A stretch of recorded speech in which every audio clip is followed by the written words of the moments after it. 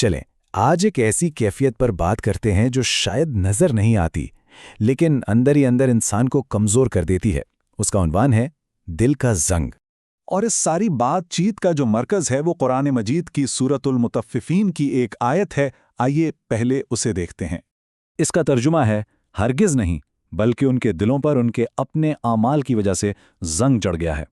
ذرا اس جملے پر غور کریں، اپنے اعمال کی وجہ سے۔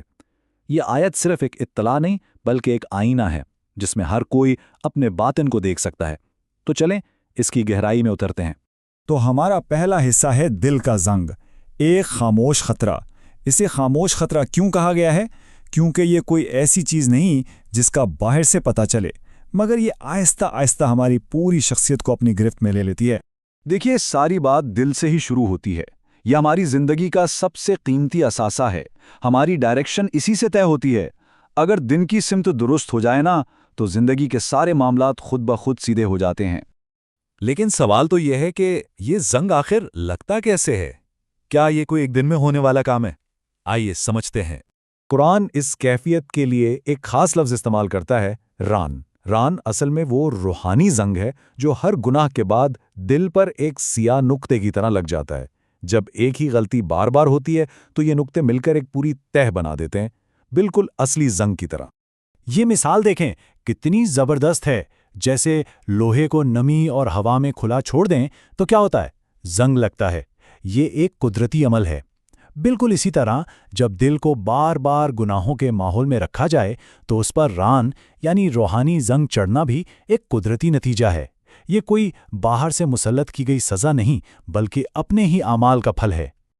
اور اس کی وجہ کیا ہے؟ قرآن بالکل واضح کر دیتا ہے، ما کانوا یکسبون، یعنی جو کچھ وہ خود کماتے رہے۔ مطلب ذمہ داری پوری کی پوری خود انسان پر ہے، اس کے اپنے کیے ہوئے کاموں پر، اس کی اپنی عادتوں پر۔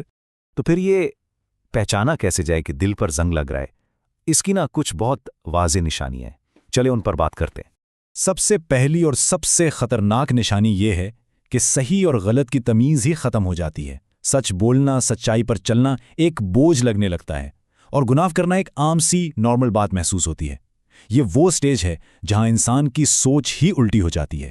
دوسری نشانی یہ ہے کہ نصیحت بے اثر ہو جاتی ہے۔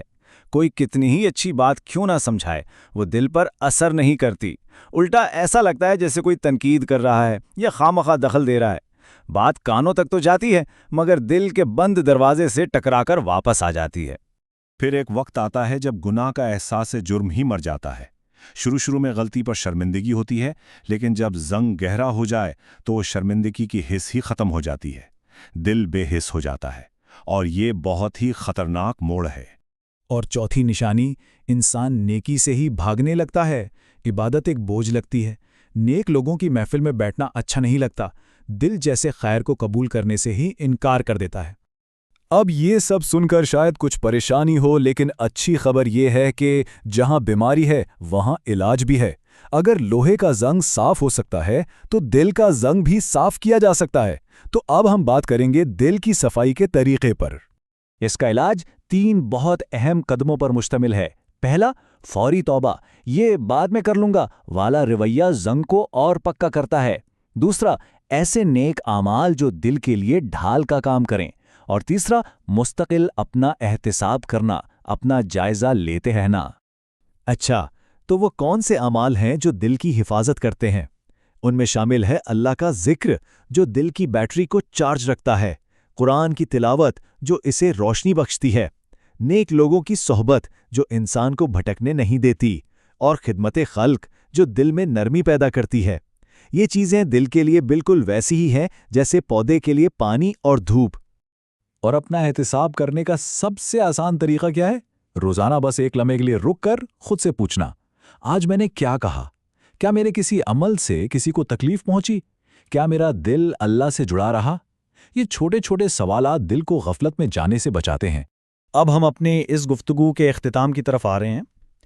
یہاں ہمیں یہ سمجھنے کی ضرورت ہے کہ زندگی میں اصل کامیابی آخر ہے کیا؟ تو پھر اصل کامیابی کیا ہے؟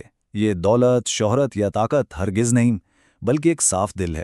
وہ دل جس پر گناہوں کا زنگ نہ ہو، جو سچ کو پہچانے اور اللہ کی طرف جھکا رہے۔